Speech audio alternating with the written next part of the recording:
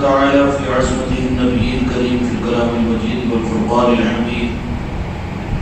في شان حبيبه إن الله وملائكته يصلون على النبي يا أيها الذين آمنوا صلوا عليه وسلموا تسليما اللهم صل على محمد وعلى آل محمد وبارك وسلم صلاة وسلام عليك يا رسول الله صلاة وسلام عليك يا حبيب الله. محترم بزرگوں دوستوں قابل احترام حضرات اکرام اور وابستگان خانقاہ محمدی، اللہ تعالیٰ آپ حضرات کی عید الضحیٰ کی خوشیوں کو دائمی خوشیوں میں بدلنے کے فیصلے فرمائیں. خوشیوں کا معیار انسانوں کا اپنا ظاہری اعتبار سے بہت مختصر ہوتا ہے، لیکن اللہ تبارک و تعالیٰ کا اپنے بندوں کے لیے خوشیوں کا معیار بڑا لامتناہی ہے. اس لیے قرآن مجید میں اللہ تبارک و تعالیٰ نے لا یستوی اصحاب النار واصحاب الجنہ اصحاب الجنۃ هم الفائزون کہ خوشیاں اور کامیابی، فاز اور فوز ان انسانوں کے لیے جن کو وقتی طور پر خوشیاں مل کر چھن جائے وہ خوشیاں نہیں ہوتی،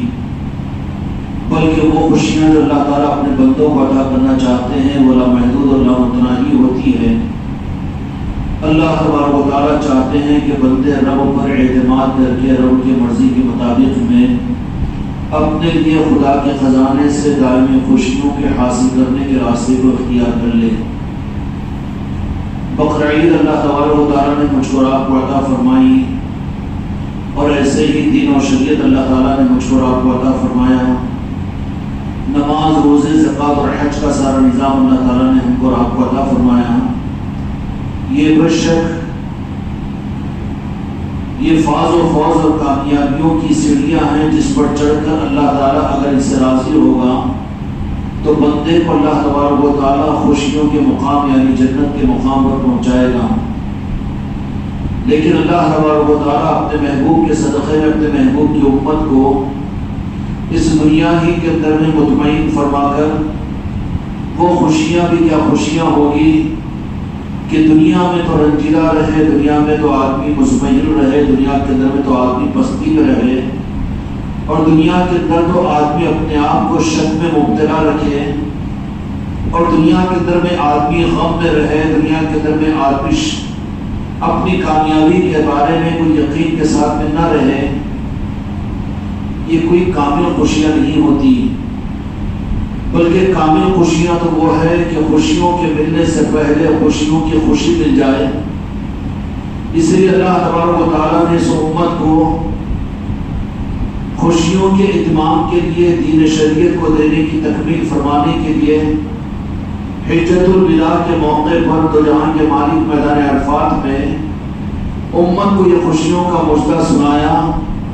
کہ دین اور شریعت رب العالمین نے تمہیں خوشیوں کے لیے عطا فرمایا ہے. اور وہ آیت شریفہ کہ حضرت عمر فاروق رضی اللہ عنہ کے زمانے میں بعض یہودیوں نے یہ بات کہی کہ وہ آیت شریفہ جس دن آپ کے محبوب پر نازل ہوئی، اگر ہماری تورات کے اندر میں وہ آیت کو اگر نازل جس دن کیا جاتا تو ہم تو اس دن کو اپنے لیے خوشیوں کا اور اپنے لیے عید کا دن تصور کرتے تھے. تو سوال کیا گیا کہ کون سا؟ تو اللہ تبارک و تعالیٰ نے اپنے محبوب کے دین کو اپنا دین قرار دیا اور اتمام نعمت کا وعدہ اللہ تعالیٰ نے فرمایا اور دین کو اپنے محبوب پر مکمل فرما دیا، اور نبوت کو اللہ تبارک و تعالیٰ نے قیامت تک کے لیے بند فرما دیا اور قیامت تک کے لیے شریعت کے نظام کو مکمل فرما دیا. وہ کل تشریحات کی صورت میں وہ سورہ مائدہ کی وہ آیت الیوم اکملت لکم دینکم واتممت علیکم نعمتی ورضیت لکم الاسلام دینا، یہ آیت شریفہ میدان عرفات میں نازل ہوئی تو جہاں کے مالک پر اور میرے آقا نے پوری امت کو قیامت تک سنا دیا کہ یہ روح تو تمہارے لیے کہ اللہ نے شریعت مکمل فرما دی اور دین کو مکمل فرما دیا، اور بحیثیت دین کو اس لیے کہ دین دنیا میں مختلف رنگ اور مختلف روپوں کے ساتھ میں سوالات نبیوں کی صورت میں اس دنیا میں آتے رہے، لیکن اب قیامت تک کے لیے اب دین کا کوئی رخ اور بدلے گا نہیں، بلکہ دین مکمل ہو چکا ہے، اور دین کو اللہ تبارک و تعالیٰ نے اپنے محبوب کی نسبت اور نارائن پاک مصطفیٰ کی سند عطا فرما دی اور دین کو مکمل فرما دیا۔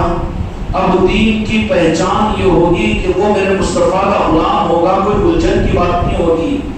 ورنہ ام صادقہ کے لیے پچھلی امتوں کے لیے مسئلہ تھا کہ اگر وہ حضرت نوح علیہ السلام کی قوم ہو، اگر وہ قوم کے اگر وہ دین کو اختیار کرنے والے اگر حضرت موسیٰ علیہ السلام کے زمانے نبوت میں آ جائے تو ان کو بالجبر اپنے دین کے رنگ کو روپ کو بدل کر حضرت موسیٰ علیہ السلام کا دین قبول کرنا پڑتا تھا۔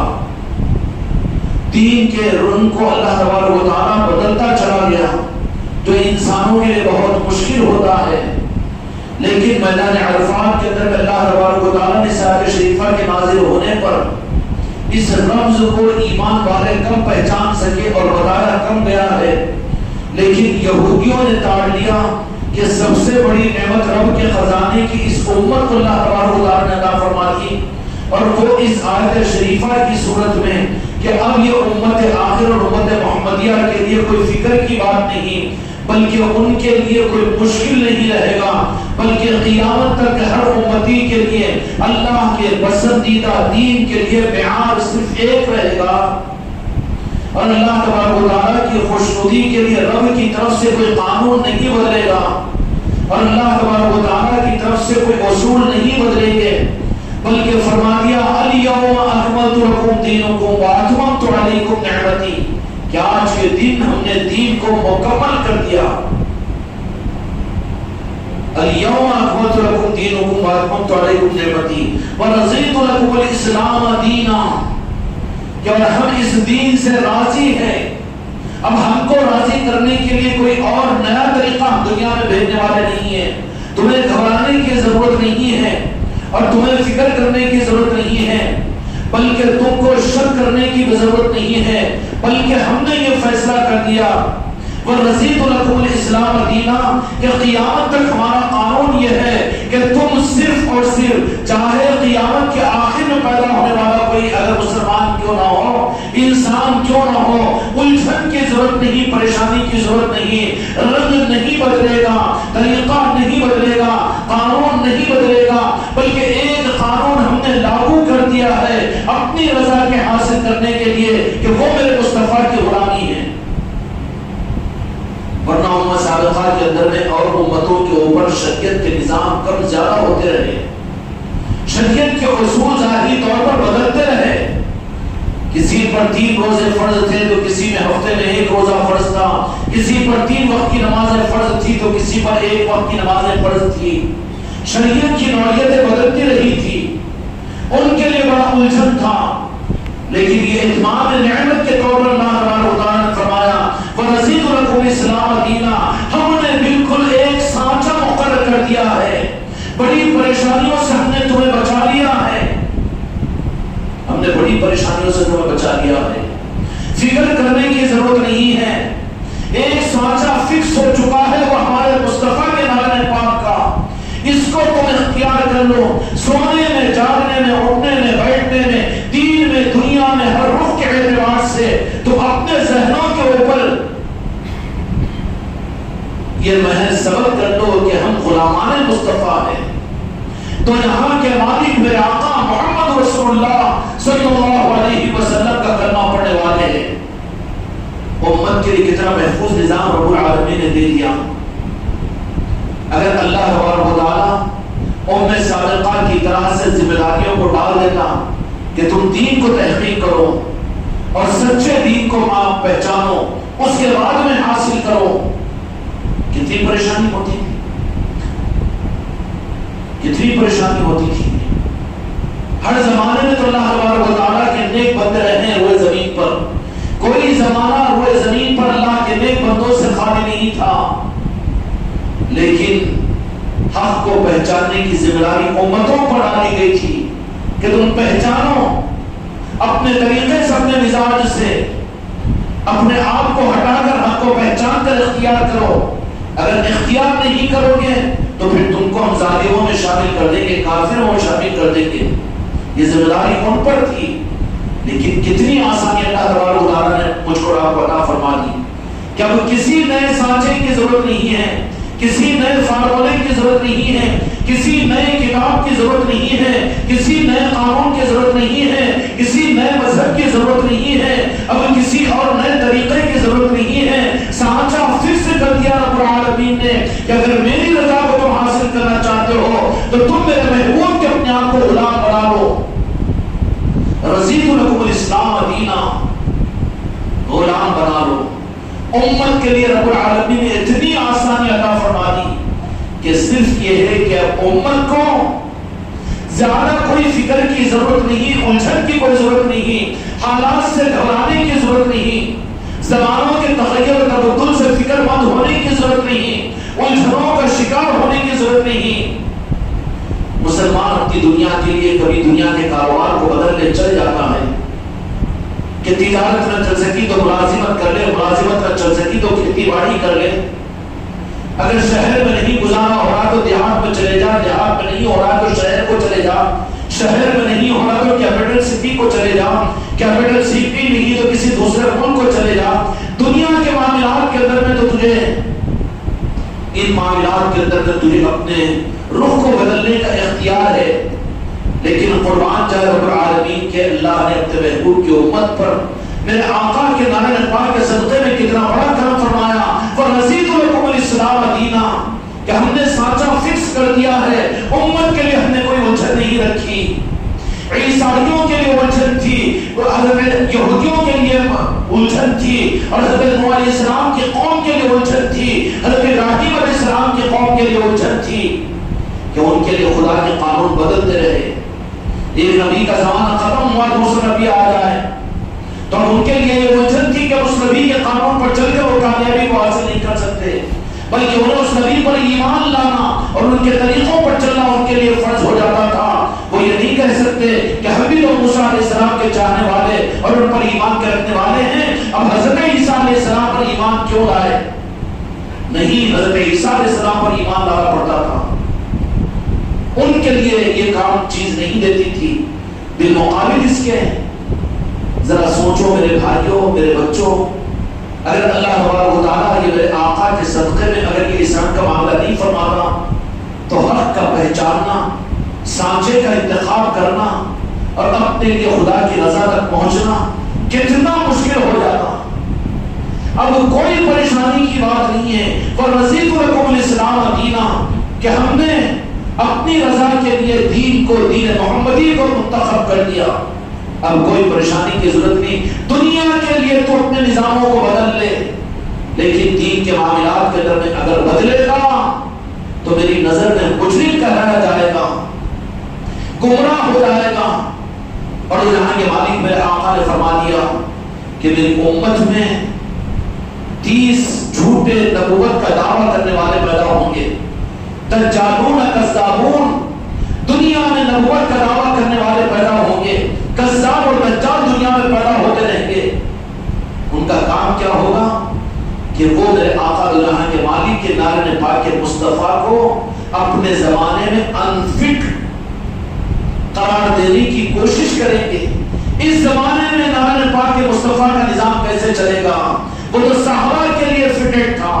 وہ تو اونٹ والے زمانوں کے لیے مناسب تھا، اور وہ تو حجاز مقدس کے لیے ضروری تھا. ہم برطانیہ میں رہنے والے، ہم انگلینڈ میں رہنے والے، ہم ملک شام میں رہنے والے، اور ہم امریکہ کے اندر میں رہنے والے، لیکن ہماری زندگی کا معیار اور ہماری زندگی کی سہولتیں، ہمارا علم، ہماری ترقی، ہم کمپیوٹر کے زمانے والے، فیشنیبل زمانے کے رہنے والے، اور ایجادات اور ترقیات کے زمانے کے اندر میں وہ کیسے چلے گا؟ دجالون کذابون کی صرف محنت کا میدان یہ ہوگا کہ وہ اپنے تحریکوں میں اور اپنے نظریات میں وہ یہ کہیں گے کہ اللہ نے جس سانچے کو مقرر فرما دیا وہ سانچہ اب اس وقت میں سوٹیبل نہیں ہے، بلکہ اس کے لیے کچھ اور چاہیے. جتنی جھوٹی نبوت کا دعویٰ کرنے والے ہیں اور جتنے کذاب اور دجال دنیا میں پیدا ہوتے رہیں گے، میرے آقا نے اطلاع دی ہے، ان کا علم اور ان کی پہچان کیا ہوگی؟ مشکل نہ ہو، ان کی پہچان صرف کیا ہوگی؟ ان کی تحریر کا، ان کی تقریر کا، ان کی کتاب کا اور ان کے واضح نصیحت کا لب و لباب یہ ہوگا کہ غلامی مصطفیٰ سے دور کرو۔ وہ اس زمانے کے لیے تھا، اس زمانے میں چلنے کے لیے اس میں کچھ اضافہ یہ ہے، جہاں پر یہ چیز اور یہ سوچ نظر آ جائے سمجھ لینا کہ وہ حق نہیں ہے بلکہ امت کے لیے فتنہ ہے۔ اور یہ زمانے کے اندر مدعیان نبوت اور دجال اور کذابوں کی محنت کا عنوان رہے گا وہ کہ وہ میرے آقا کی طرف سے اللہ تبارک و تعالیٰ نے جو متعین فرما دیا کہ قیامت تک کے لیے میرے محبوب انسانیت کے لیے میری رضا کے لیے میں نے ایک سانچہ فکس کر دیا ہے، اور وہ سانچہ نارین پاک مصطفیٰ کا ہے، نارین پاک مصطفیٰ کا ہے۔ میرے دوستوں، میرے بھائیوں، نارین پاک مصطفیٰ اللہ تعالیٰ اس کی بھی حقیقت میں سمجھنے کی توفیق عطا فرمائے۔ سنت اور شریعت کی تشریحات تو کی جاتی ہے، سنت اور شریعت کی تشریحات کی جاتی ہے، ترغیبات دی جاتی ہے، بہت اچھی چیز ہے، لیکن صحابہ کرام رضوان اللہ تعالی علیہ مجمعین، ایک حقیقت بتا دوں تو سمجھ میں آ جائے گی، آپ کو آپ کے ذہن صاف ہو جائے گی۔ حدیث کی کتابوں میں حضرات صحابہ کرام رضوان اللہ تعالی علیہ مجمعین کی تعریف میں کوئی محدث، کوئی مفسر صحابہ کی تعریف میں، صحابہ کی پہچان اور تعارف، وہ اچھے نمازی تھے، وہ اچھا جہاد کرنے والے تھے، اچھے روزے دار تھے،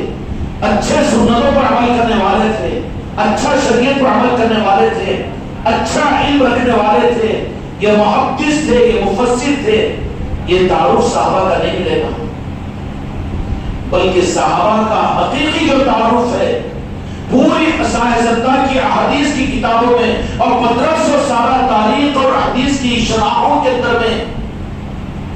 ان صحابہ کا اصل تعارف جو انہوں نے اپنی ذات سے ثابت کروایا، کیوں کہ شریعت تو صدقے میں ملی ہے میرے مصطفیٰ کے، اور شریعت ملی ہے بندوں کو اپنی غرض کے لیے، تمہاری میری غرض کے لیے، اپنی غرض سے مقصد پورا نہیں ہوگا،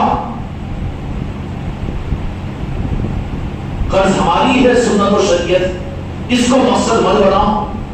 پھر غرض کیا ہو؟ صحابہ کرام رضوان اللہ تعالی علیہ مجمعین اپنی زندگی سے جب اپنا کچھ تعارف کروانے کے لیے آئیں گے تو راز یہی کہیں گے، کیا کہیں گے؟ کیا کہیں گے؟ واللہ عالم ورسول، میرے ماں باپ آپ پر قربان، یا رسول اللہ آپ کے نارین پاک پر میں قربان، میں، میری آل اولاد، میری جان، میرا مال، میری خواہشات، میری طبیعت، یہ سب کچھ میرے مصطفیٰ آپ کی مرضی پر قربان۔ یہ صحابہ کی اصل پہچان ہے، وہاں غرض نہیں تھی دین میں، صحابہ بے غرض تھے، ان کی غرض تو صرف میرے آقا کی خوشنودی تھی، اور اصل میں صحابہ کرام رضی اللہ تعالی اجمعین کا یہ حق کے سانچے پر صحیح اترنے پر خدا نے ان سے راضی ہونے کا اعلان فرما دیا۔ آج میرے دوستوں، میرے بھائیوں، 15ویں صدی میں نہیں، اس سے آگے کے ہزاروں صدیاں آگے بھی چلے جائے تو اس زمانے کے دجال اور کذابون کی پہچان یہ ہوگی، غلط لوگوں کی پہچان یہ ہوگی کہ وہ نارین پاک مصطفیٰ کو انفٹ اور بھرپور یا تکمیل یا وہی کامل یا وہی مکمل یا وہی کافی ہونے پر شک پیدا کریں گے، کچھ اور اضافہ چاہیے، کچھ اور اضافہ چاہیے،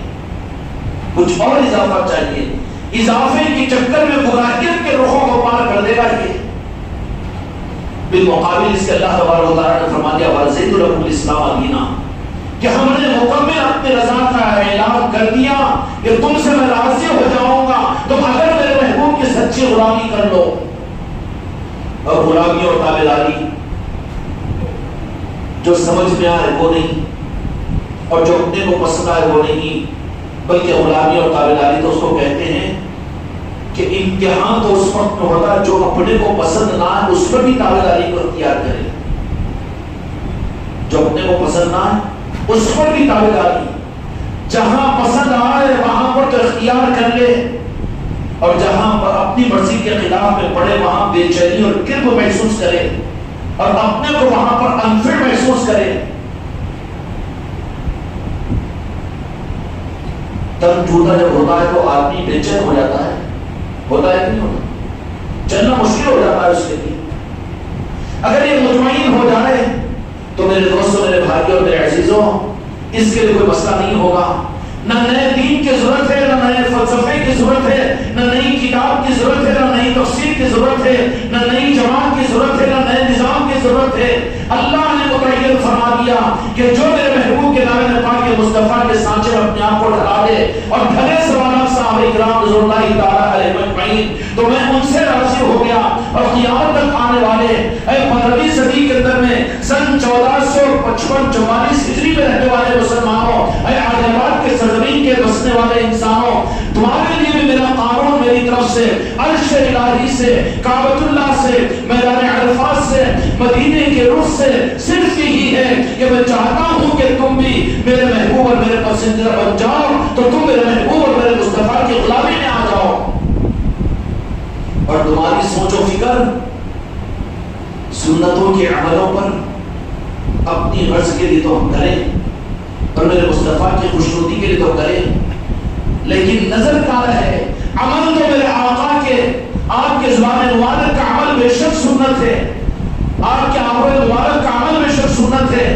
آپ کا چہرہ انور کا، آپ کا کہنا اور آپ کا سننا، آپ کا ارشاد فرمانا اور یہ سب کچھ تو عمل سنت ضرور ہے، لیکن دل کا رہنا چاہیے، دل کا مرکز نارائن پاک مصطفیٰ میں، اپنی غلامی کو نہیں بھولنا چاہیے۔ میں بھی نمازی، میں بھی پیر، میں بھی ذکر کرنے والا، میں بھی مرید، میں بھی خلیفہ، میں بھی عالم، میں بھی مفسر، پھسل گیا، اضافے کے راستے پر چلا ہے، سب کچھ بھی ہوگا، لیکن دل کہاں رہنا چاہیے کہ تیری اوقات کیا ہے؟ امیر المومنین، اور تو امیر الحدیث فی الحدیث، امام المفسر اور پیر کامل، سب کچھ بھی کہے، لیکن حقیقت میں دل تو نارائن پاک مصطفیٰ پر ہو کہ یہ حق پہچانے، اور جس کا دل نارائن پاک مصطفیٰ پر ہوگا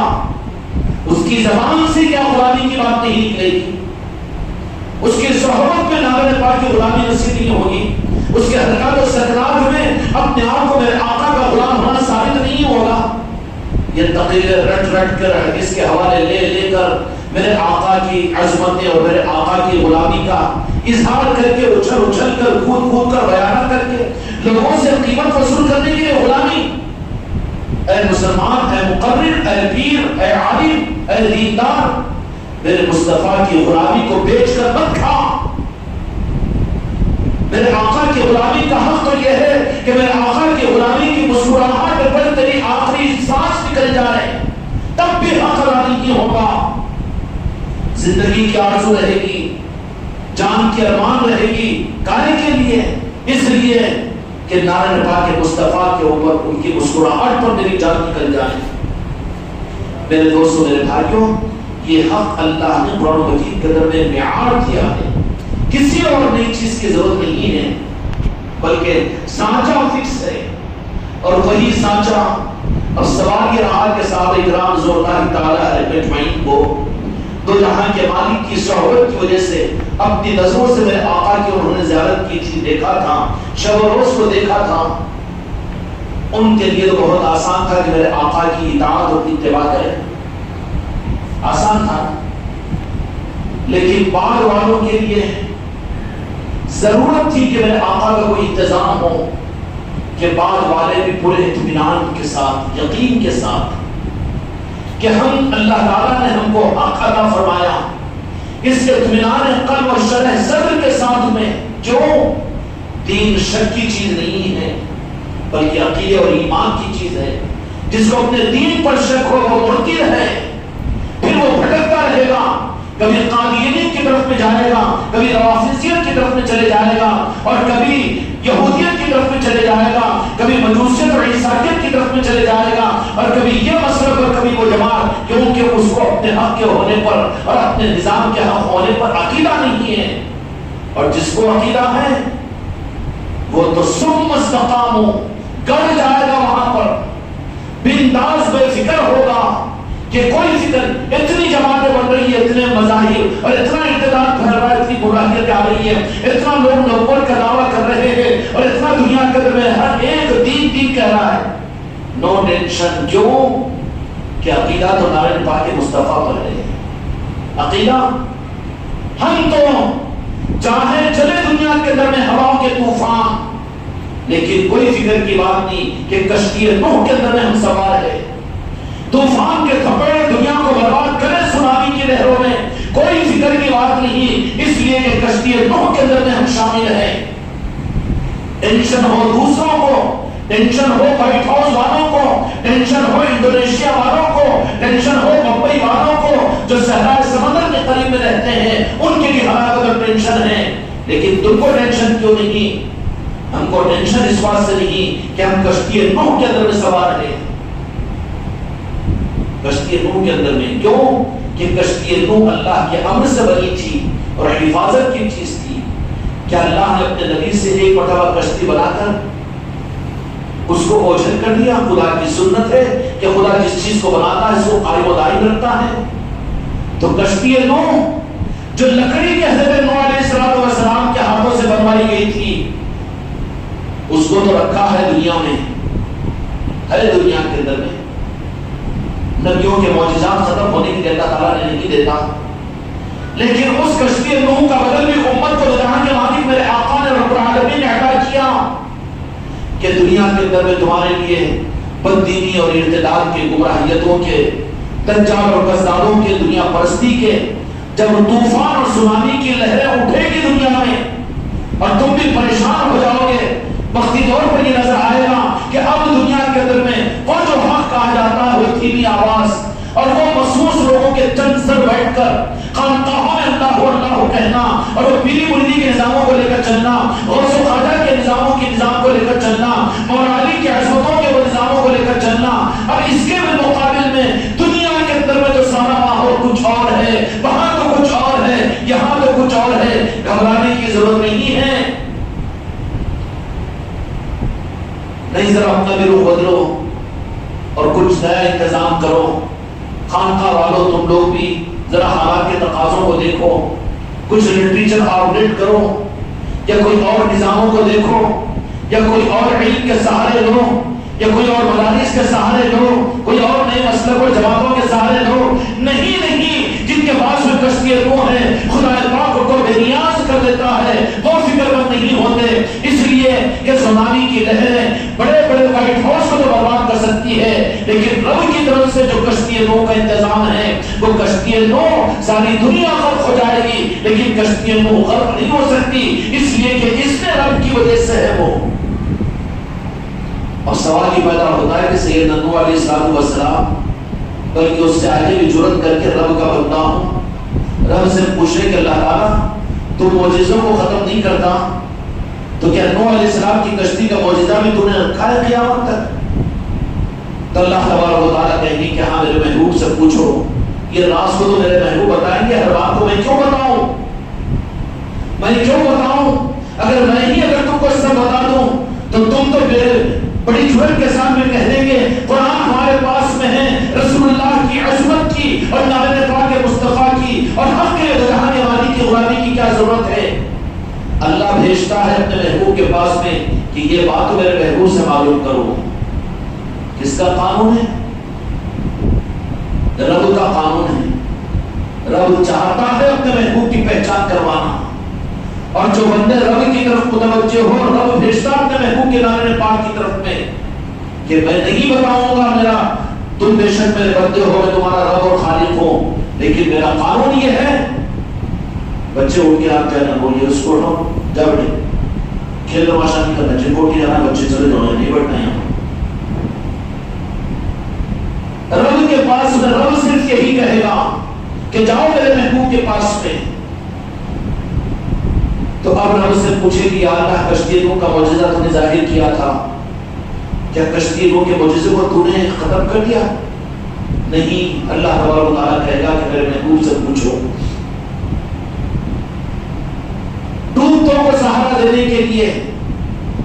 اندھیروں کے سمندروں میں راحت اور راستے کے ملنے کے لیے میں نے کشتی نوح کی صورت کو بدل دیا ہوں، لیکن کشتی نوح تمہارے درمیان میں موجود ہے۔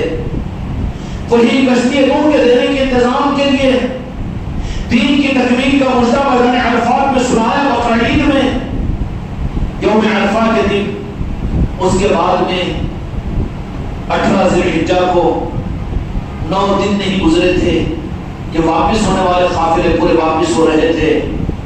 تو غدیر خم کے موقع پر صحابہ کرام رضوان اللہ اجمعین کو میرے آقا نے جمع فرمایا، کہا کہ ٹھہرو، ٹھہر جاؤ، ٹھہر جاؤ، اللہ تم پر اور ایک بڑا انعام دینا چاہتا ہے، دین کو مکمل کر دیا، بڑا انعام دے دیا،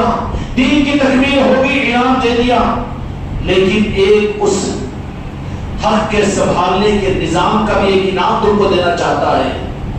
نبوت نہیں رہے گی، انا خاتم النبی لا نبی بعدی، لیکن اس نبوت کا بدل اللہ تبارک و تعالیٰ تم کو دینا چاہتا ہے۔ سن لو، بڑے اہتمام کے ساتھ میں سن لو، اور اللہ دے رہا ہے، اور میرے دست مبارک سے، میری زبان مبارک سے، اور میرے دست مبارک سے دے رہا ہے۔ غدیر خم کے موقع پر امت کے لیے اللہ تبارک و تعالیٰ نے جو انعام دیا، آنے والی قیامت تک کی امت کے لیے، گھڑی کو دیکھنا تو کہ جا بیٹے باہر، یہ بکواس سے باتیں نہیں کرنا، آنکھوں پر نہیں تمہارے دلوں پر نظر رہتی ہے ہمارے، کون زبردستی کر کے بٹھا رہا ہے، جاؤ باہر گھومتے رہو، یہاں کیوں بیٹھ رہے؟ وہاں پر غدیر خم کے اندر جہاں کے مالک میرے آقا نے امت کو یہ فرمایا کہ ٹھہر جاؤ، بڑا انعام اللہ تعالیٰ دینا چاہتا ہے، آ جاؤ، قریب آ جاؤ، قریب آ جاؤ، بلایا، سب کو بلایا، بلا کر کہا کہ قیامت تک آنے والی میری امت گلزنوں سے بچے، فتنوں اور فسادوں کے ڈر اور خوف سے باہر نکل جائے، اور میرے محبوب کے نام پاک پر میں اعتقاد اور یقین اور عقیدہ بن جائے۔ اس کے لیے غدیر خم کے موقع پر وہ کشتی نوح کی صورت میں فرمایا کہ میں آل علی اور اولاد علی اور آل رسول کی محبت کا راستہ تمہیں دیتا ہوں، جو قیامت تک کے لیے میری امت کے لیے کشتی نوح کی طرح سے رہے گی۔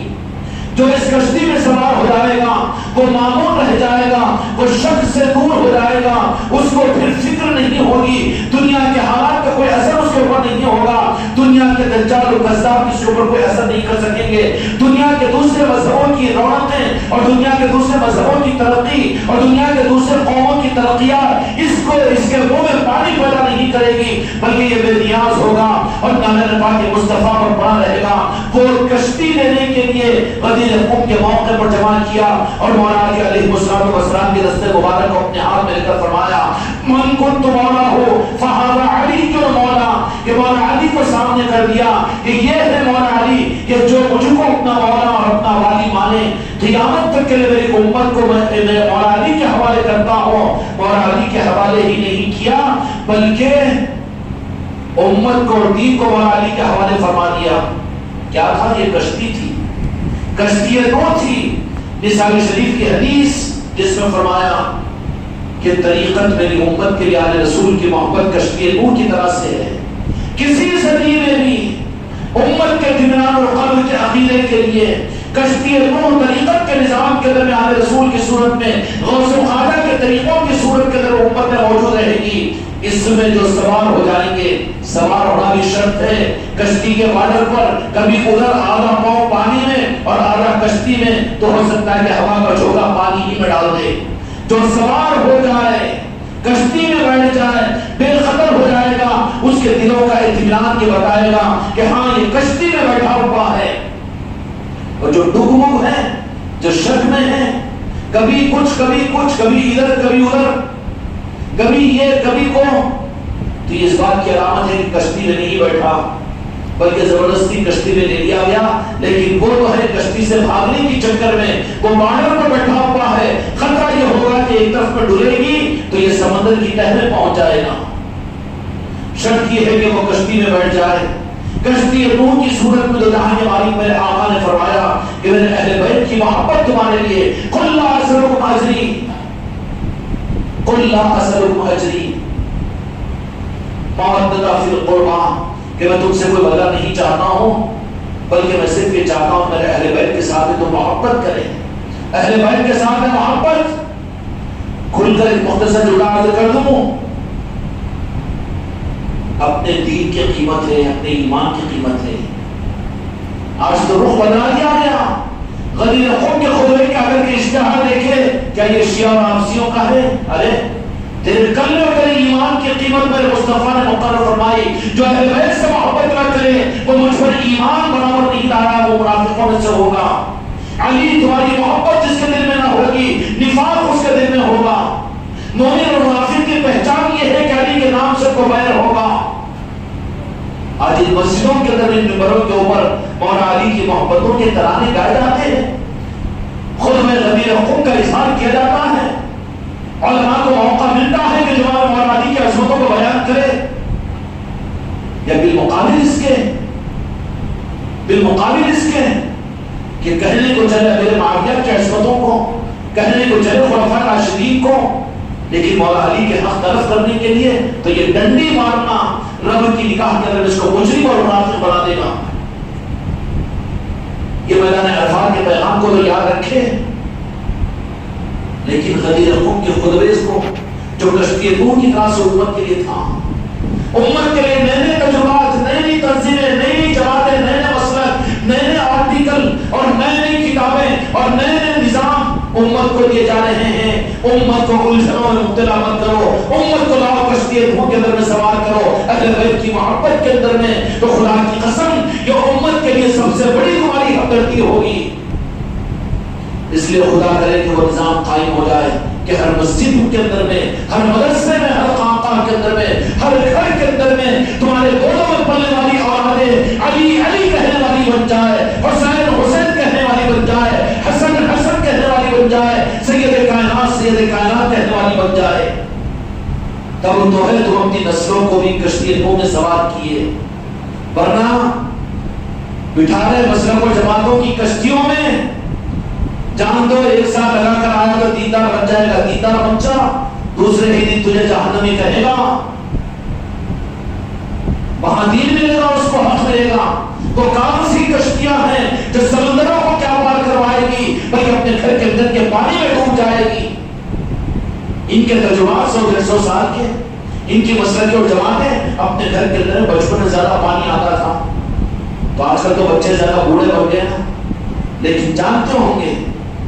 کہ جب پانی زیادہ آنگنوں میں بھر جاتا تھا تو کاغذ کی کشتی بنا کر بچے کھیلتے تھے،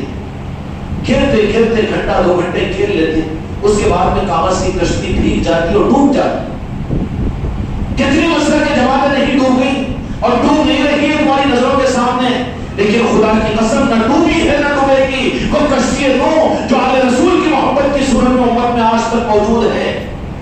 اور جو اس کشتی کے اندر میں سوار ہوا وہی پار کرے گا، اور وہی انتظام رب کا اور وہی انتظام میرے مصطفیٰ کا ہے۔ اس لیے 1500 سال کے اندر میں جو دین کی حفاظت ہوئی ہے وہ اہل بیت کے آل رسول کی محبتوں سے، ان کی نسبتوں سے ہوئی ہے، اور آج بھی جو حفاظت ہوگی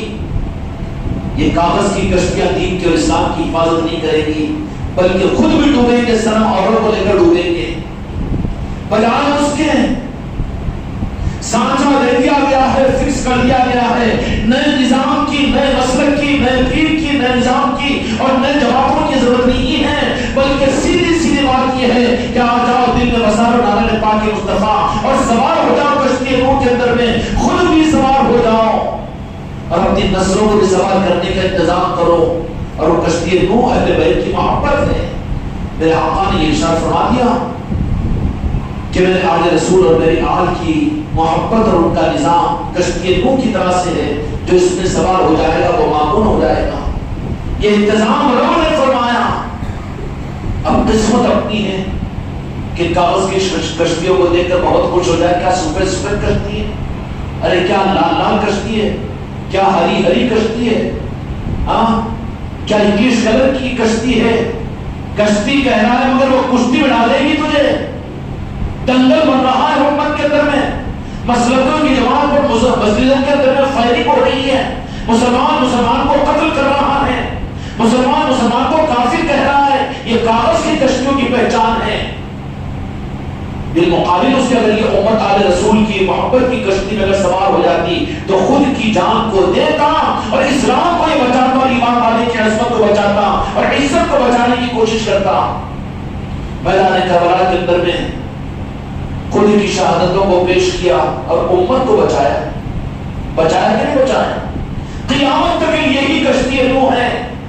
کچھ قسمتی ہے ان کے لیے جن کو یہ کشتی کا ٹکٹ مل جائے, جن کو نسبت مل جائے, لیکن جن کو نسبت ملی وہ بھی نخرے نہ کریں, بلکہ ضرورت ہے کہ کشتی کے بارڈر پر نہ بیٹھیں کہ نظارہ دیکھیں گے, ادھر دیکھیں گے, کوئی نظارہ ہوگا ہوا کا ایک جھونکا پھر کچھ سمندر میں ڈال دے گا. کشتی میں بیٹھا ہوا ہے تو کشتی کے حوالے ہو جا کے باہر کی دنیا سے بے خبر ہو جاؤ. نہیں ذرا یہ بھی ٹیسٹ کریں گے, وہ بھی ٹیسٹ کریں گے, کبھی یہ بھی چیک کریں گے, کبھی وہ بھی چیک کریں گے. چیک کرتے کرتے تو خود چیک آؤٹ ہو جائے گا. کوئی ضرورت نہیں ہے, بلکہ کشتی نوح کا اگر دامن ملا ہے غوث و خواجہ کا, آل رسول کا,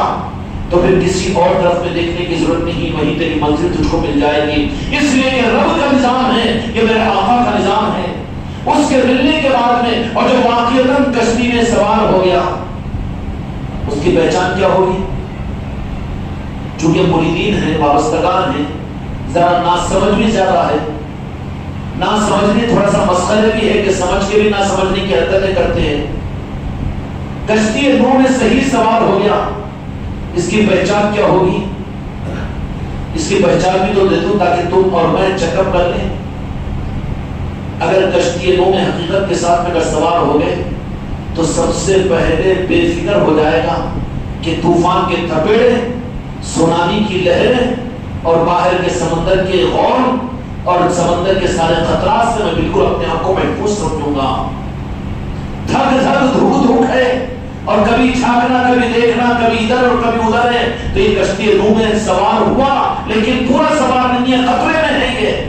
مرید بن گیا, خلیفہ بن گیا, پیر بن گیا, لیکن اس کے باوجود بھی میں غریبوں کے اپنے کام بنانے کے لیے مرید بنا تھا, خانقاہ کو غریبوں جاتا تھا, اپنے علاج کے لیے جاتا تھا, اور یہ کام اچھا ہو جاتا ہوگا یا پھر قیامت کے میدان میں غوث و خواجہ کی چادر مل جاتی تھی. اپنی جنت و جہنم میں یہ دھک دھکی والا یہ بارڈر پر ہے,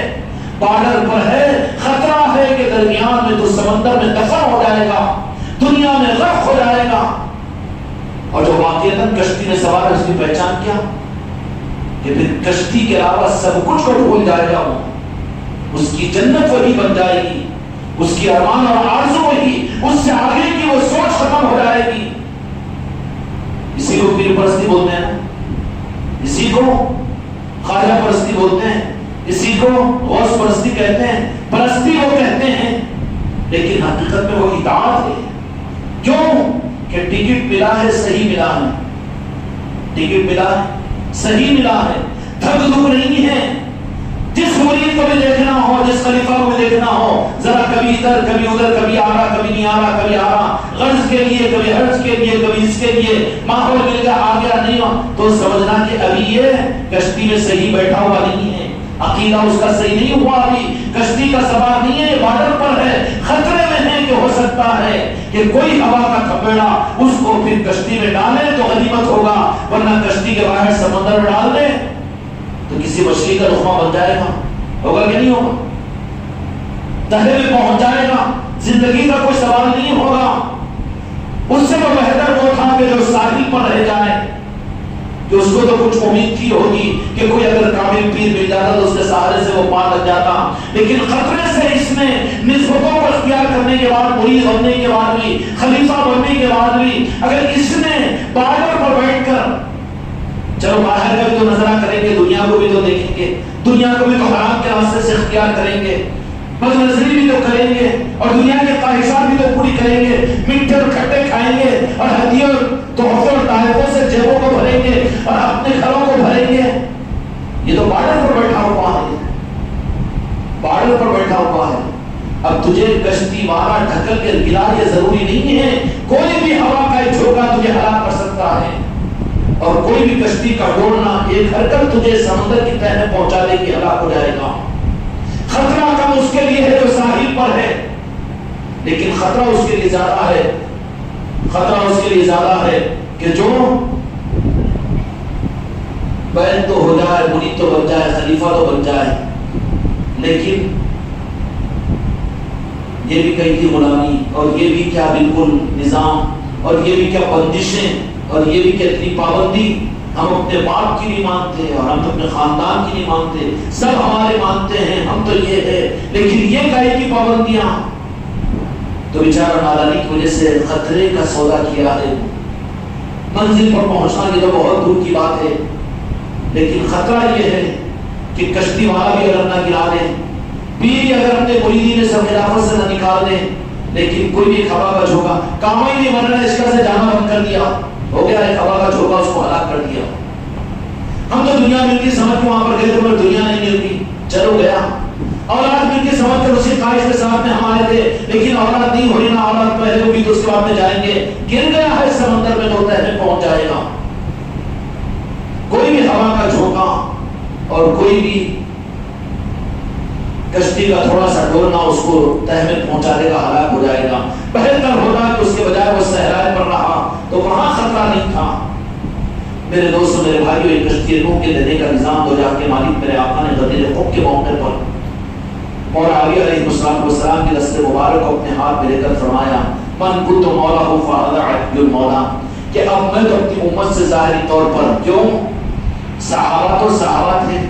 جن کو دکھنے کے اوپر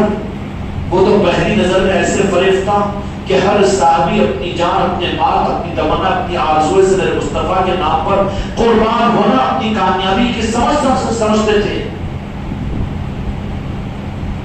اگر وہ چیز تم کو مجھ کو اگر میرے آقا کی زیارت تمنا ہوتی ہے، بشارتوں میں زیارت کی تمنا کرو اپنے آقا کے ساتھ، وہ سنبھال کر کروائیں گے. لیکن احتیاط اس میں یہ ہے کہ جتنا دل کے عقیدے کے ساتھ میرے آقا سے محبت کرو، یہ بڑی حفاظت کا راستہ ہے. فلاں کو زیارت ہوگی، میرے آقا سے ہم کلامی کا شرف ان کو مل گیا، اور زیارت ہوگی، مدینے پاک میں پہنچ گئے، مدینے والوں نے انہیں اپنے پاس سے بلا دیا. یہ سب کچھ بڑا کو بھی یہ ہوتا ہے کہ ہاں ہم کو بھی ہونا چاہیے، ہم کو بھی،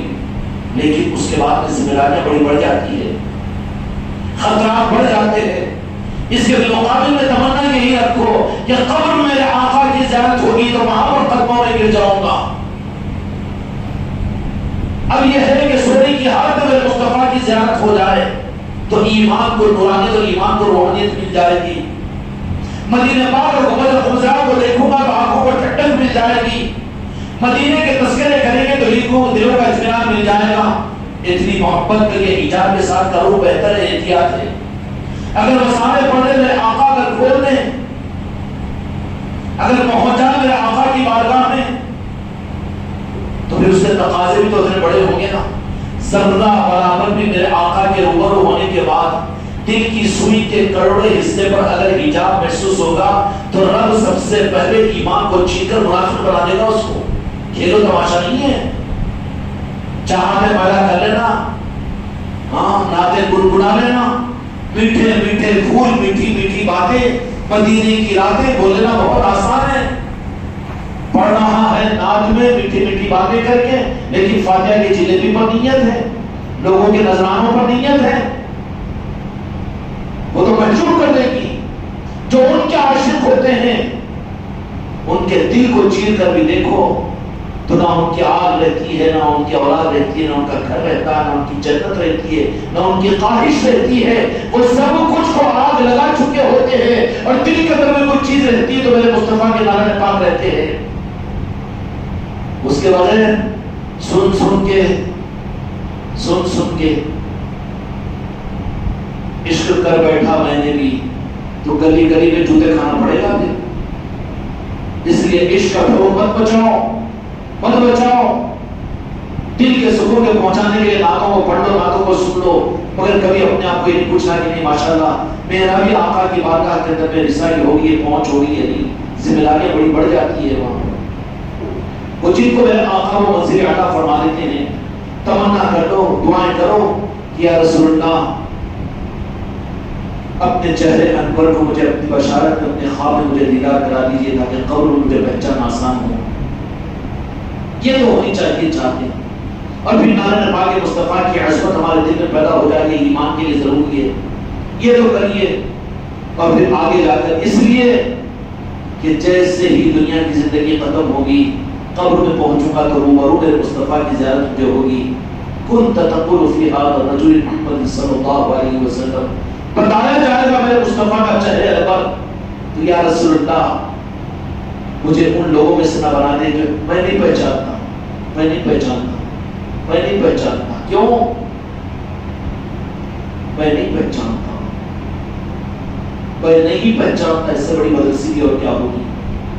کہ جن کی پہچان کے لیے رب نے تجھے پیدا کیا، ایمان اسلام دیا، انہیں کو نہیں پہچانا۔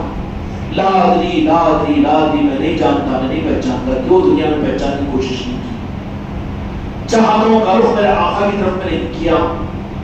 خواہشات میں جنت مل جانا، 70 حوروں والی جنت مل جانا، مقدمات مل جانا، شہد کی نہریں مل جانا، محلات مل جانا، یہ تو عاشق بنا دنیا کا مکار ہے، اور اسی چکر میں زندگی گزارا۔ یہ عمل کروں تو اس پر یہ بدلا، یہ عمل کروں تو اس پر یہ بدلا، تو عمل کی سوداگری پر یہ چلا، تو عمل کی سوداگری کرنے والے کو رب اپنے محبوب کو دے گا؟ نہیں دے گا، نہیں دے گا۔ دنیا میں اپنی اولاد کو کاٹ کر بیچتے ہو، بیچتے ہو، جانوروں کو کاٹ کر بیچے گا قصہ ہے، لیکن کوئی اپنی اولاد کو کاٹ کے بیچتا ہے؟ تو تم اپنے خواہشات کے لیے، اپنی جنت کے لیے عمل کر رہے ہو، اور اس میں اللہ تبارک و تعالیٰ میرے مصطفیٰ کے نام پاک تمہیں دے، وہ تو اللہ کے محبوب ہیں، اپنے محبوب کو تمہیں کیوں دے گا؟ سب کو چھوڑ کر محبوب سے بن کسی غرض کے میرے محبوب سے ٹوٹ کر محبت کرو، سانسوں میں میرے مصطفیٰ کو سجا لو، آرزوؤں میں صرف میرے مصطفیٰ ہو، خواہشات میں صرف میرے مصطفیٰ ہو، زندگی کی آخری تمنا میرے آقا کی مسکراہٹ ہو، تب اللہ تبارک و تعالیٰ اپنی بارگاہ کی قبولیت دے گا، تو اپنے محبوب کے مصطفیٰ کے نعرے پاک کو دے گا۔ اللہ اپنے محبوب کو نہیں دیتا۔ ابھی تو امت تاجر بنی ہوئی ہے، قربانی کر لیے ماشاءاللہ اس کے اوپر یہ فضیلت، نماز پڑھ لیے اس کے اوپر یہ جنت، اور وہ عمل کر لیے اس کے اوپر یہ، ہم تو جنت ہی ہے، جنت بھی جائیں گے ہم، ہر تو حج کر دیے جنت بھی جائیں گے۔ عملوں کے اوپر بھی خدا جو عمل پر قبولیت عطا کرے گا میرے مصطفیٰ کی سفارش پر کرے گا۔ کیا کرے گا؟ میرے مصطفیٰ کی سفارش پر۔ اللہ کے پاس کوئی قابل قبول بات ہے ہی نہیں جہاں پر میرے مصطفیٰ کا نظام نہ ہو۔ چکر ہی چھوڑ دیجیے، رب کو منانے کی چکر میں کہیں گمراہ نہ ہو جائے۔ رب کو منانے کا راستہ رب نے مقرر کیا کہ میرے مصطفیٰ کو مناؤ، اور میرے مصطفیٰ کو مناؤ، اس منزل پر تم چلنے والے بنو، کشتی نوح کے اندر میں سوار ہو۔ تو سوچ لو اپنی زندگی کے اندر میں کہ تم کشتی نوح کے اندر میں معمول ہونے کے ارادے کے ساتھ میں سوار ہو گئے۔ کشتی نوح کیا ہے؟ آل رسول کی محبت ہے، اور آل رسول کی محبت، دل میں محبت ہو، اس کا اظہار نہ ہو سکتا ہے؟ نہیں ہوگا۔ محبت ہوگی تو اظہار برابر کرے گا، باتوں میں لپیٹ کر لائے گا جس سے محبت ہے۔ تو پھر آل رسول سے محبت ہے، تو آل رسول کے اندر میں آل علی اور آل علی ہے۔ آج یہ دھوکہ دیا جاتا ہے کہ دین کو ہم صحیح دین کے نظام کو لے کر چل رہے ہیں۔ دیکھ لو جن دین کے نظاموں کے اندر مولا علی اور فضیلت بات نہیں ہے، وہاں پر دین کے نام کا دھوکہ ہے، حقیقی دین نہیں ہے، حقیقی دین نہیں ہے۔ ورنہ کوئی وجہ نہیں ہے نا کہ وہ کشتی نوح کے نظام کو جو دنیا کے مالک نے اپنی امت کو عطا کیا تھا، آل علی اور آل علی کا نظام، اور قیامت تک کے لیے امت کو خطرات سے بچا کر امت کو مطمئن کرنے کے لیے جو مولا علی کے ہاتھ میں ہاتھ دلوا کر یہ فرما دیا تھا کہ جو میرے ہیں وہ علی کے ہیں، علی ان کے ہیں۔ کیوں؟ کہ میرے آقا پردہ فرمانے والے ہیں۔ اب اپنی امت کے لیے جو اللہ تبارک و تعالیٰ نے متعین کیا، میرے آقا نے انتظام فرمایا، وہ مولا علی کو منتظم فرمایا۔ اور مولا علی کون ہیں؟ آپ کی آل کے ذریعے سے قیامت تک آل علی اور آل علی چلیں گے، اولیاء کی صورت میں طریقت کا نظام، کشتی نوح کا نظام رہے گا۔ اس لیے نسائی شریف کی حدیث میں فرمایا کہ دو چیزیں میں تم کو چھوڑ کر جا رہا ہوں۔ ہجرت الوداع کے موقع پر قرآن پاک ہے، دوسرا اہل بیت کی محبت ہے۔ اتنی حدیثیں اپنے قرآن کے آدھے جاننے کے باوجود سوال تو اپنے دل میں پیدا کرو، پھر کیسے لبھتے ہو اور کیسے گمراہ ہوتے ہو کہ پھر ان منبروں سے مولا علی کا تذکرہ کیوں نہیں ہے، آل رسول کا تذکرہ کیوں نہیں ہے؟ کون سی رکاوٹ ہے؟ کون سے ڈالر دیناروں کی تمہیں رمق ہے جو اپنی طرف میں گمراہ کر رہی ہے؟ کون سا ڈر ہے، کون سا خوف ہے جو تمہیں اس سے دور کیا ہوا ہے؟ میرے بھائیوں، 18 ذی الحجہ کے موقع پر غدیر قم کی محفل انشاءاللہ اس مسجد میں بھی ہوگی، خانقاہ کے اندر میں ہوگی، اور تمام خانقاہ محمدی جہاں جہاں پر بھی ہے، ہر خانقاہ کے اندر میں انشاءاللہ ابھی اہتمام، ابھی سے اس کے اشتہارات لگاؤ اپنی علاقوں کے اندر میں، خطبہ غدیر قم 18 ذی الحجہ کو یعنی جمعہ کے دن، اس دن مغرب کی نماز کے بعد اپنی خانقاہوں کے اندر میں غدیر قم کی محفل کرو۔ نہ ڈرو گے تو ڈرو گے، زمانہ تمہیں ڈرائے گا، دجال اور فرعون اپنے زمانے کے اندر تم کو چھاؤں میں لانے کی کوشش کریں گے، لیکن گھبرانے کی ضرورت نہیں۔ جو علی والے ہوتے ہیں وہ دنیا کو ڈرانے والے ہوتے ہیں، دنیا سے ڈرنے والے نہیں ہوتے۔ اس لیے ہر خانقاہ کے اندر میں اور جن کے تحت میں مسجدیں اور مسجدوں کے اندر بھی غدیر قم کے خطبہ غدیر قم کا پیغام امت کے لیے کیا ہے؟ بخاری مسلم سیاستدان کی ساری احادیث کی کتابیں جس خطبے سے بھری ہوئی ہے، کہیے نا مفتی صاحب، مولانا صاحب، امام صاحب 18 ذی الحجہ کو خطبہ غدیر قم ہے، اس کے نسبت پر اکٹھا بیان کیجیے، آپ امت کو پیغام دیجیے، مولا علی کی عصمت دیجیے۔ آج امت کی گمراہیوں کی وجہ یہ کہ کشتی نوح میں سوار ہونے سے یہ دور ہو گئے، تو آج ہوا کے جھونکوں سے ڈر رہے ہیں، قادیانیت سے ڈر رہے ہیں، روافضیت سے ڈر رہے ہیں، دنیا ارتداد سے ڈر رہے ہیں، عیسائیت سے ڈر رہے ہیں۔ ڈرنے کے لیے مسلمان نہیں، دنیا کو حق کی راہ بتانے کے لیے مسلمان آیا تھا۔ علی کے سپاہی تو دنیا کو حق کی راہ بتانے والے ہوتے ہیں، لیکن جو خود راہ سے گمراہ ہو چکے ہو تو پھر کیا ہوگا؟ اس لیے میرے دوستوں، غدیر قم کا موقع اس خانقاہ کے اندر مجلس ہوگی جمعہ کے دن، اور جمعہ کے دن تو ہوگی غدیر قم۔ یہ تو یہاں کے مالک میرے آقا نے اس کا اہتمام فرمایا تھا غدیر قم کے موقع پر، اس کی نقل ہوگی، لیکن اس کے اہتمام کی دلیل بھی تو اپنی زندگی میں دینا پڑے گا۔ نہیں غدیر قم بھی کر لیتے تو تم سے زیادہ ایران والے کرتے ہیں، شیعہ کرتے ہیں، تو کیا ان کو بھی حق کے سپاہی کہیں گے؟ نہیں کہہ سکیں گے، اس لیے کہ اللہ رسول صلی اللہ علیہ وسلم کو محبت نہیں ہے، غوث و خواجہ سے جڑے ہوئے نہیں ہیں، پنجتن پاک سے جڑے ہوئے نہیں ہیں، خلفائے راشدین کی عصمت ان کے پاس میں نہیں ہے، حتیٰ کہ جہاں کے مالک میرے آقا محمد رسول اللہ صلی اللہ علیہ وسلم کے معاملات میں بھی وہ اتنا خلوص معاملات کے درمیان کی جاتے ہیں کہ مولا علی کی عصمت میں میرے آقا کی عصمتوں کو دوسرے نمبر پر ثابت کرنے کی کوشش کرتے ہیں، تو ہم حق کیسے مانیں گے ان کو؟ اگر تم یہ حق کا معیار سمجھ لو، غدیر قم کی محفل کر لینا یا کالے صافے باندھ کر کالے کپڑے پہن لینا تو غدیر قم کی وجہ سے تو اس سے زیادہ تو شیعہ کرتے ہوں گے، پھر کیا فرق ہے؟ فرق کیا ہوگا؟ مولا علی سے محبت ہے، آل رسول کے ساتھ میں تمہاری نسبت ہے، تو مولا علی کے ذریعے سے جو آل رسول کا نظام دنیا میں چلا ہے، اولیاء کی صورت میں جو قیامت تک چلتا رہے گا، جو کشتی نوح کی صورت میں قیامت تک امت میں باقی رہے گا، وہ کون ہے؟ اولیاء کا نظام ہے، سلسلے قادریہ، سلسلے چشتیہ اور صابریہ اور نشبتیہ اور سہبردیہ، یہ سلاسل کشتی نوح ہے، اور جتنے یہ کشتی کے ملاح ہیں ان ملاحوں کی یاد کی محفلیں تمہاری مسجدوں میں ہونی چاہیے، اور ان کے نسبتوں کی محفلیں تمہاری خانقاہوں میں ہونی چاہیے، تب ان کو ہم مانیں گے۔ اے شیعان علی، اے رافضیوں اور شیعوں، ہم بھی تمہارے قدردان ہیں، لیکن کیا وجہ ہے تمہاری خدمت میں؟ ہمارا سوال ہے کہ مولا علی نے اپنی آل اور اپنے آل رسول کی محبتوں سے تمہارے سینوں کو کیوں خالی کر دیا؟ تو کہاں ہے مولا علی کی محبت تمہارے اندر بھی؟ اگر مولا علی کی سچی محبت تمہارے دل کے اندر میں ہو تو ان کی آل کے ساتھ میں عداوت تمہارے دل کی یہ منافقت کو ثابت کرتی ہے۔ غوث و خواجہ کا نام آنا اور اسی طریقے سے اور صحابہ کرام رضوان کی تذہیب و توہین، یہ تو مولا علی کی محبتوں کے کم ہونے کی دلیل ہوگی۔ اس لیے میرے دوستوں، میرے بھائیوں، تمہارے ہماری مولا علی کے ساتھ محبت اور عصمت کا ثبوت یہ کہ ان کی آل کی نسبتوں کی محفلیں بھی ہوگی۔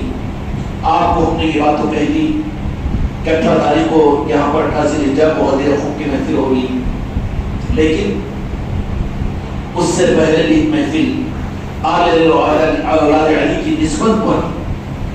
انشاءاللہ چہارشنبے کے دن ہمارے عادل آباد کے قریب کے گربل میں صوفی حسین شاہ ولی صوفی نگر ہے، وہاں کے وہ بزرگ ہیں، بڑے باکمال بزرگ ہیں، بڑے تصرفات ہیں، اور بالخصوص اس خانقاہ پر ان کی بڑی نظر کرم ہے۔ انہیں اپنی اولاد کے پڑھ پوتے کو یہاں پر اس خانقاہ میں بھیجا، کبھی وہ یہاں نہیں آیا، ہم نے کبھی ان سے ملاقات نہیں، وہ ہم کو نہیں دیکھے، لیکن ان کو صوفی سرکار نے کہا کہ عادل آباد کی خانقاہ کو جاؤ اور وہاں جانے کے بعد میں خلافت ان کو ادا کرو۔ چنانچہ یہاں پر ان کی آمد ہوئی جو قدر کی نگاہ سے، اور انہوں نے یہاں پر کھڑے ہو کر ہم سے کہا کہ میں نہیں آیا ہوں، بلکہ ہمارے پردادا نے مجھ کو یہاں پر حکم دیا کہ یہاں پر جاؤں اور آپ کو اور آپ کے بچے کو میں خلافت دوں۔ تو صوفی سرکار کا بھی تو حق ہے، ان کا عرس شریف ہے 4 شعبے کے دن، میرے بچوں ان کا فیضان، ان کی نگاہ کرم، ان کی عطا جب تمہارے سلسلے کے اوپر، تمہاری خانقاہ کے اوپر ہو تو حق ہے اور زیادہ ان کے فرمانبردار اور ان سے نسبتوں کے قائم کرنے کا ثبوت دینے کے لیے ان کی نسبت کی محفلیں بھی ضروری ہے۔ تو انشاءاللہ 4 شعبے کو بھی ہماری ساری خانقاہوں کے اندر میں صوفی سرکار کی نسبت پر انشاءاللہ سارے خانقاہوں کے اندر محفلیں ہوگی، اور اس خانقاہ کے اندر بھی ہوگی۔ مغرب کی نماز کے بعد انشاءاللہ قرآن خوانی ہوگی، پھر اس کے بعد میں فیضان صوفی سرکار کی نسبت پر یہاں پر محفل منعقد ہوگی، عشاء کی نماز کے بعد لنگر بھی ہوگا۔ تو 4 شعبے کو بھی محفل ہوگی، مستورات کو بھی آنے کی اجازت ہے، اور پھر انشاءاللہ جمعہ کے دن بھی محفل ہوگی غدی رقم کی نسبت پر۔ میرے دوستوں، میرے بھائیوں، ان دونوں محفلوں کے اندر میں تاکہ ہم مولا علی صرف آپ کو نہیں بلکہ آپ کی آل میں ابھی 94 سال میں صوفی سرکار کو پردہ ہوگا اس دنیا سے، اور وہ بالکل قریب کے ہیں، بلکہ اس سے آگے کی بات یہ ہے کہ ان کی رشتہ داریاں بھی ہمارے علاقے میں موجود ہے۔ عادل آباد کی سرزمین پر اس خاندان کی رشتہ داریاں خود موجود ہے، بہت دور کے نہیں ہے صوفی سرکار کا معاملہ۔ کملا پور یہ شکل میں جانتے ہیں کہ خاندان کی ایک بیٹی صوفی سرکار کی بہو بنی ہے، یہ ہے نا محمد سید کا خاندان۔ تو یہ لوگ صوفی سرکار کے اس خاندان کی بہو بنی ہے، یہ نسبتیں حاصل ہے، اتنے قریب کے نظام حاصل ہے، آپ لوگ کے والدین بھی وہیں سے نسبت ہے۔ تو اس طریقے سے کیا ان کا حق نہیں ہے کہ تحریر سے نعمت میں ان کے نسبتوں کی محفلوں کو ہم کریں؟ جب ان کے نسبتوں کی محفل کرتے ہیں تو وہ خوش ہو کر دینے پر آئے تو مانگنے پر تو اور بہت زیادہ دے دیں گے نا۔ اس لیے صوفی سرکار کی نسبتوں کے اوپر محفل انشاءاللہ خانقاہ میں ہوگی، اس کے بعد اجازت ہوگی اپنے گھروں پر بھی کیجیے۔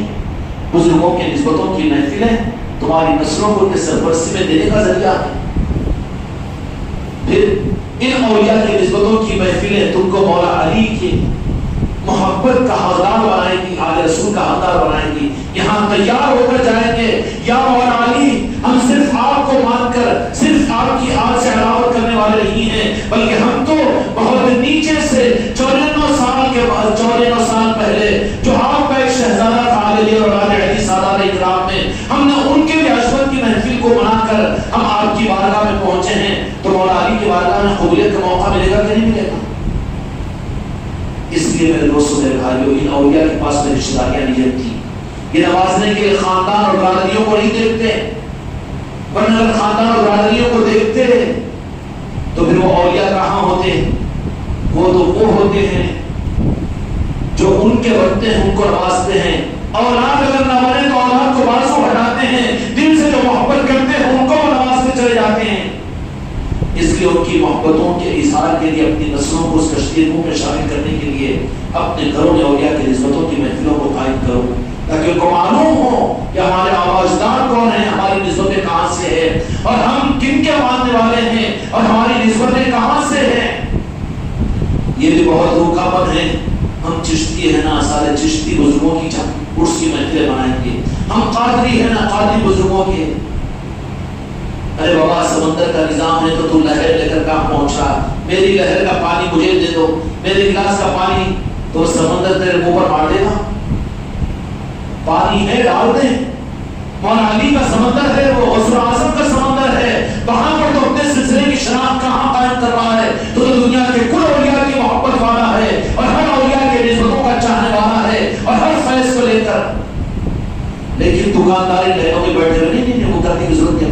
سلسلے کے نہیں ہے. وہ خاقان محمدی والے وہ کر لیتے مگر اپنے کو اپن قادری ہے نا بس قادری سلسلے کی خالی 11ویں کر لو, ہم چشتی ہے نا چشتی شریف کر لو, ہم صادری ہے نا فلاں کر لو.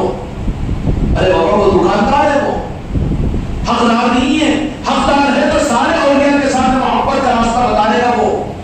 اور حق اولیاء کی نسبتوں کی بارگاہوں میں وہ بھکاری بن کر اپنے کاسے کو وہاں پھیلائے گا, اور ہر در پر وہ بھیک مانگے گا اولیاء کے, تاکہ مولا علی ان سے خوش ہو جائے, غوث اعظم خوش ہو جائے, غریب نواز خوش ہو جائے. اب یہ تو نہیں میرے بس میں پیر, میرا باپ اور دادا پیر, وہ پردادا پیر, میں یہ سلسلے کا بس کوئی سلسلے کا یہ تو چل رہا ہے نا خانقاہوں میں سلسلوں کے اندر میں.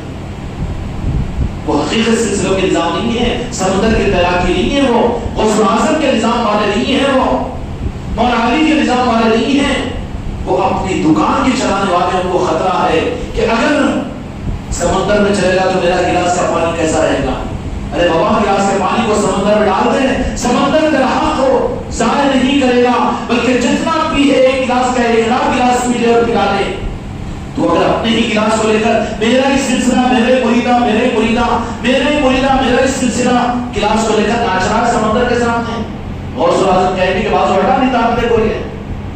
تیرا گلاس ہے, تیرا سلسلہ ہے, تیری خانقاہ ہے, تیرے مریدین ہے, تیرے خلیفہ ہے. جھونک دے غوث اعظم کے سمندر میں, وہ پہنچائے گا مولا علی کے سمندر تک, اور وہ کنارہ مل جائے گا اس کو ڈالنے تاکہ مصطفیٰ کا.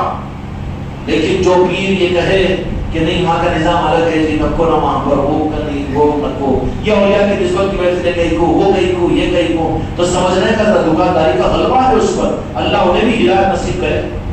اللہ انہیں بھی صحیح کو عطا کرے. نہ قدری کی بات نہیں ہے, لیکن بات وہی ہوگی کہ کشتی نو میں بیٹھ جاؤ, ورنہ اگر بارڈر پر رہو گے تو ہوا کا جھونکا پھر سمندر میں پہنچا دے گا. اس لیے میرے دوستوں میرے بھائیوں, چہارشنبے کے دن انشاءاللہ صوفی سرکار کی نسبت پر یہاں پر محفل ہوگی. آپ حضرات اس مجلس میں بھی تشریف لائیں, بلا کسی سلسلے کی بندشوں کے, شنتاری سلسلے کے بزرگ ہیں, وہ بڑے باکمال بزرگ ہیں, بڑا فیضان ہے ان کا. ان کے پڑ پوتے جو خلیفہ کے خلیفہ تھے, ان کا عالم یہ ہے کہ وہیں پر صوفی نگر کے اندر آگے ان کا مزار ہے کہ اب بابا کرامت سن کر ہم اولیاء کی عظمتوں کو کم کرنا نہیں چاہتے, غلط رخ پر نکل جاؤ گے پھر تو. ہاں کیوں, اللہ کے دوست سے اس سے بڑی اور کیا بات ہوگی, علی کے سپاہی اس سے بڑی بات کیا ہوگی. ارے کیسے انہوں نے علی کے نظام کو, حق کے نظام کو, تمہاری تحریک اور جماعتیں کیا پہنچا رہے ہیں, دین میں تو انتشار پیدا کر رہے ہیں, اور وہی آستانے ہیں کہ وہاں پر ہر انسان کو اپنی چوکھٹ سے فیض ادا کر رہے ہیں. حق دے رہے گرتے رہے اولیاء کے آستانے, جا کر دیکھو اس کے اندر میں بلا کسی مذہب و ملت کے بندشوں کے ہر انسان وہاں جاتا ہے پریشان ہو کر, لیکن نکلتا ہے وہاں سے مسکراہٹ لے کر. وہی راجہ شمری کا معاملہ ہے. کوئی بھی اولیاء کے پاس میں دیکھ لینا کہ وہاں پر کسی کو پابندی نہیں, بورڈ لگا ہوا نہیں ہے کہ یہاں پر اہل سنت والجماعت والے ہی آئے, یہاں پر یہ سلسلے والے ہی آئے, یا یہاں پر خالی قادری آئے, خالی یہاں پر صابری آئے. کہاں چلے گئے ہو اہل طریقت والوں, کہاں ہے تمہارے پاس ابھی حق باقی؟ اولیاء کے آستانوں پر ہے یہ بندش. فلاں سلسلے میں کیوں گئے, فلاں خانقاہ میں کیوں گئے, فلاں پیر کے پاس میں کیوں گئے, اور فلاں جگہ کیوں گئے, وہاں گئے تو تم ہمارے پاس میں نہیں پہ ہمارے. ارے سمجھ لینا کہ نہیں, بارڈر پر ہے, وہ دکانداری کے راستے پر ہے, اس کو خطرہ ہے کہ وہ اپنا گلاس سمجھا ہوا ہے کہ گلاس کہاں چلے جائے گا, بڑی چیز وہاں مل گئی تو اس دکان کو بھول جائے گا. یہی ہوگا. پھر وہ لالچ دینا شروع, تیرے دنیا کے آنے کا 10 سال سے کوئی ہمیں کچھ بھی نہیں ملا, پھر کیا ہونا, تیرا مسئلہ حل کرنے کا صدر ہمارے پیر کے پاس میں آ جا, تیرا آن لائن کاروبار ہو جاتا, آن لائن کام ہو جاتا. وہ دکانداریاں چلتی ہے. برخلاف اس کے میرے دوستوں میرے بھائی جو حق کا نظام ہوگا, وہ تو کہے گا کہ کسی بھی اولیاء کی نسبتوں کے اوپر کہیں کر چلے جاؤ تو اللہ کے دوستوں کے پاس ہی تو گیا ہے, اللہ کے دشمنوں کے پاس تو نہیں گیا. وہ تو خوش ہوگا اس سے, حماقت نہیں کرتے. لیکن ہمارے کتنے بچے ہیں آج بھی